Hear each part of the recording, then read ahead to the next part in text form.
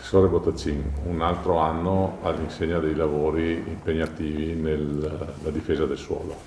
Sì, si continua nella realizzazione di quel piano di cui si è dotata la Regione dopo l'alluvione del 2010, il cosiddetto piano dal PAOS, un piano che vale 4 miliardi di euro di opere. Fino adesso abbiamo realizzato 2 miliardi 200 milioni di euro di opere e si continua anche nel prossimo anno, bacini di laminazione che forse sono la parte più evidente, ma anche e soprattutto consolidamenti arginali, innalzamenti arginali, briglie in montagna, insomma tutta una serie di opere che sono meno impattanti dal punto di vista visivo rispetto ai bacini di laminazione, ma sono altrettanto importanti e fondamentali per garantire la sicurezza ai cittadini.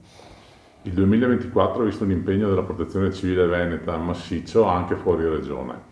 Assolutamente sì, abbiamo 553 organizzazioni di protezione civile con 18.500 volontari e volontarie assolutamente formate, preparate, quindi dietro la divisa si nasconde non professionismo perché sono volontari ma assoluta professionalità e quindi veniamo chiamati anche fuori dal Veneto. Quest'anno siamo stati in Calabria nella lotta agli incendi boschivi ma anche in Emilia Romagna in più occasioni a seguito degli eventi alluvionali.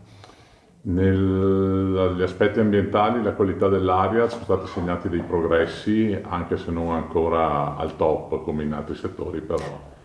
Non abbiamo raggiunto ancora gli obiettivi che ci dà l'Europa, però come ha evidenziato anche Lega Ambiente nel forum aria recentemente, la qualità dell'aria in Veneto è migliorata. Vuol dire che la strada intrapresa è quella giusta. Ci siamo dotati di un piano aria, prima regione d'Italia nel 2004, io poi l'ho rivisto nel 2016, lo abbiamo rivisto recentemente in giunta anche quest'anno, a breve sarà approvato appunto anche dal Consiglio regionale e con una serie di misure, un centinaio di misure che non sono solo le famose limitazioni, sono anche gli incentivi alla rottamazione delle vecchie stufe, delle vecchie auto, dei vecchi veicoli commerciali, piste ciclabili, implementazione di nuovi autobus, nuovi treni, insomma tutta una serie di interventi che vanno a favorire anche il miglioramento della qualità dell'aria. Oggi per lei è anche un momento di bilancio di mandato e c'è anche un'importante scadenza per il 2029 che attende la Regione. Sì, nel 2029 scadranno le più importanti concessioni idroelettriche, una partita assolutamente importante, in modo particolare per i territori di montagna.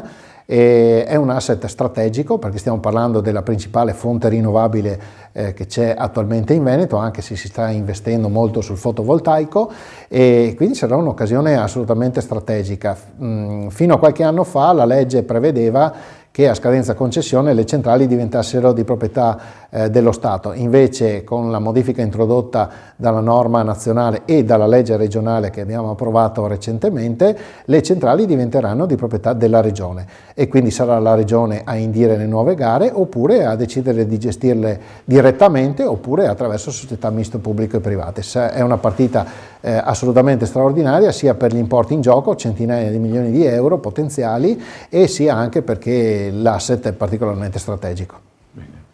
E siamo nello studio del Servizio Nord-Est 2.0 e vorremmo sapere di che cosa vi occupate. Ci siamo fortemente focalizzati sui bonus edilizi, in particolare sul superbonus, quindi interventi prevalentemente condominiali di efficientamento energetico. Il superbonus esiste ancora, fino al 31/12/2024 l'incentivo è stato ridotto al 70% e fino al 31/12/2025 è stato ridotto al 65%. Per maggiori informazioni su superbonus e agevolazioni fiscali per le ristrutturazioni edilizie, Servizi Nord-Est 2.0, via Bembo, Sottomarina di Chioggia, Venezia.